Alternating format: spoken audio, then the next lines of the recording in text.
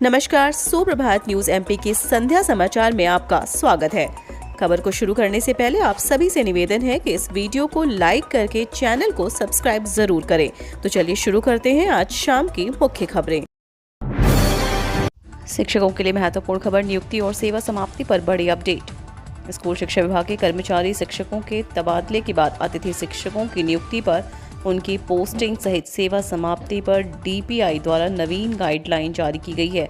इस गाइडलाइन में अतिथि शिक्षकों की नियुक्ति और पोस्टिंग वाले स्कूल में ट्रांसफर के बाद अब कार्यरत अतिथि शिक्षकों की सेवा समाप्ति को लेकर नियम तय किए गए हैं। नियमित शिक्षकों की उपस्थिति के बाद अतिथि शिक्षकों को कार्यमुक्त करना सुनिश्चित किया जाएगा। रिक्त पदों पर स्थानांतरण के बाद नियमित शिक्षकों की पदस्थापना हुई है। ऐसे में रिक्त पद के विरुद्ध आमंत्रित किए गए अतिथि शिक्षकों को तत्काल कार्यमुक्त किया जाए। 1 घंटे से अधिक देर से चलेगी ट्रेन तो यात्री को आएगा मोबाइल पर संदेश। दिसंबर से जनवरी के बीच अंचल में घना कोहरा होने से रेल यातायात प्रभावित हो जाता है। ट्रेनें घंटों देरी से चलती हैं, यात्रियों को परेशानी का सामना करना पड़ता है। दुर्घटनाओं की संभावनाएं भी अधिक रहती हैं। कोहरे को ध्यान में रखते हुए उत्तर मध्य रेलवे झांसी मंडल ने कोहरे को लेकर काफी बदलाव किए हैं, जिसमें यात्रियों को ट्रेन देर से चलने की सूचना मोबाइल पर एसएमएस के माध्यम से दी जाएगी। यदि ट्रेन 1 घंटे अधिक देर से चल रही है तो यात्री के मोबाइल पर ट्रेन की सूचना भेजी जाएगी। यह संदेश टिकट लेते वक्त रजिस्टर्ड मोबाइल नंबर पर आएगा।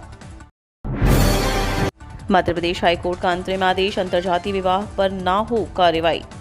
मध्य प्रदेश हाईकोर्ट ने पूर्व में अंतरिम आवेदन पर सुनवाई पूरी होने के बाद सुरक्षित किया गया आदेश सुनाया, जिसमें साफ किया कि अंतरजातीय विवाह पर कार्रवाई ना हो। उल्लेखनीय है कि हाईकोर्ट ने 8 याचिकाओं पर अपना अंतरिम आदेश सुरक्षित किया था। मामला मध्य प्रदेश शासन द्वारा लागू मध्य प्रदेश धर्म स्वातंत्र्य एक्ट 2021 के संवैधानिक वैधता को चुनौती से संबंधित है। उज्जैन का पहला सरकारी स्कूल, विद्यार्थियों के लिए प्रशासन ने लगाए स्कूल बस।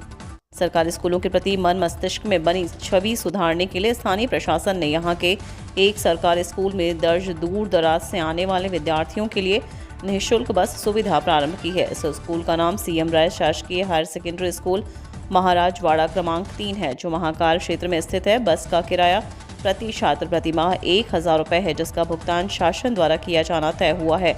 यानी पालकों पर किसी तरह का वित्तीय भार नहीं डाला गया। बस सुविधा मिलने से विद्यार्थी और उनके माता पिता बेहद खुश हैं।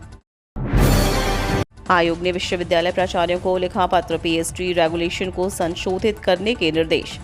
विश्वविद्यालय अनुदान आयोग द्वारा पीएचडी की नई गाइडलाइन जारी की गई है, जिसमें कई नवीन प्रावधान किए गए। इसमें संबंधित गजट का प्रकाशन कर दिया गया, जिसका लाभ सीधे पीएचडी उम्मीदवारों को मिलेगा। पीएचडी में प्रवेश की तिथि से अधिकतम 6 वर्ष तक छात्रों को पीएचडी पूरी करने की सुविधा प्रदान की जाएगी। दोबारा रजिस्ट्रेशन की प्रक्रिया होने पर अधिकतम 2 वर्ष का अतिरिक्त समय भी उपलब्ध कराया जाएगा। आबकारी आरक्षक भर्ती परीक्षा का नोटिफिकेशन जारी, 200 पदों पर होगी भर्ती। एनपीपीईबी के उम्मीदवारों के लिए महत्वपूर्ण सूचना है। दरअसल मध्य प्रदेश कर्मचारी चयन मंडल द्वारा आबकारी आरक्षक के 200 पदों पर भर्ती के लिए नोटिफिकेशन जारी किया गया। हालांकि नोटिफिकेशन जारी होते ही यह भर्ती विवादों में आ गई। दरअसल इस भर्ती में उम्मीदवारों को आयु सीमा में अन्य परीक्षा की तरह छूट नहीं दी गई, जिससे नाराज उम्मीदवार जल्द ही आंदोलन की बात कर रहे हैं। दरअसल आबकारी आरक्षक परीक्षा यूनिफॉर्म सर्विस परीक्षा है, इसी कारण इसमें आयु सीमा में छूट नहीं दी गई है। अब शेयर के बदले मिलेगा लोन, नए नियम से हुआ इन्वेस्टमेंट और आसान। अगर आप मुश्किल भरे इस समय में लोन लेना चाहते हैं तो अब आप अपने शेयरों को गिरवी रखकर भी लोन ले सकते हैं। मेरे एसेट ग्रुप की नॉन बैंकिंग फाइनेंशियल कंपनी मेरे एसेट फाइनेंशियल सर्विसेज ने ग्राहकों के लिए लोन अगेंस्ट शेयर्स की सुविधा शुरू कर दी है। यह लोन एनएसडीएल रजिस्टर्ड डीमैट खाते वाले सभी यूजर्स के लिए MAFS मोबाइल ऐप के माध्यम से उपलब्ध होगा। मेरे एसेट फाइनेंशियल सर्विसेज शेयरों के बदले में end to end digital loan प्रदान करने वाली चुनिंदा कंपनियों में से एक है। इंदौर सराफा बाजार, रतलाम सराफा बाजार में सोने और चांदी के रेट। अंतर्राष्ट्रीय बुलियन वायदा मार्केट में सोने में सटोरियों की बिकवाली आने के कारण कॉमेक्स वायदा में सोना $7 टूटकर $1,774 प्रति औंस रह गया। लेकिन इसका भारतीय बाजारों में कोई प्रभाव नहीं देखने को मिला, क्योंकि गहनों में अच्छी खरीदारी रहने के कारण सोने की कीमतों में आंशिक सुधार रहा। इंदौर में सोना कैडबरी कैश में 100 रुपये से बढ़कर 52,700 रुपये, RTGS 54,000 रुपये प्रति 10 ग्राम बोला गया। वहीं चांदी में उठाव कुछ कमज़ोर होने और कॉमेक्स पर चांदी 20 सेंट टूटने से इंदौर में चांदी 100 रुपये से घटकर 60,400 रुपये प्रति किलो रह गई। कॉमेक्स सोना ऊपर में 1,774, नीचे में $1,761 प्रति ऑन्स और चांदी ऊपर में 21.49, नीचे में $21.9 प्रति ऑन्स पर कारोबार करते देखा गया। वनोपज पर आदिवासियों का अधिकार। जल, जंगल और जमीन पर हमेशा से जनजातीय आदिवासी समुदाय का अधिकार रहा, लेकिन अभी तक कुछ ठेकेदारों और बिचौलियों उनका हक मारते रहे। जंगलों में रेंजर साहब डेंजर हो गए, कलेक्टर साहब, कमिश्नर साहब, GFO साहब, यह नहीं चलेगा। अब शिवराज भी साहब नहीं बल्कि जनता के सेवक हैं। प्रजातंत्र में नई क्रांति का दौर है। अब साहिबगिरी खत्म होगी, जनता ही साहब बनेगी। आदिवासी क्षेत्रों के विकास हेतु विधायक CM के हाथ जोड़ने की जरूरत नहीं।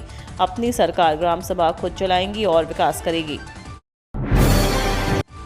19 नवंबर को बैंक और ATM सेवाएं भी होंगी प्रभावित। 19 नवंबर को बैंकिंग सेवा के साथ साथ ATM सेवा भी बाधित रहने वाली है। दरअसल बैंक कर्मचारियों के हड़ताल पर जाने के चलते बैंक के कामकाज प्रभावित रहेंगे। आपको बता दें कि 19 नवंबर 2022 को बैंक कर्मचारी हड़ताल पर रहेंगे। All India bank employ association ने एक दिन के हड़ताल का आह्वान किया है।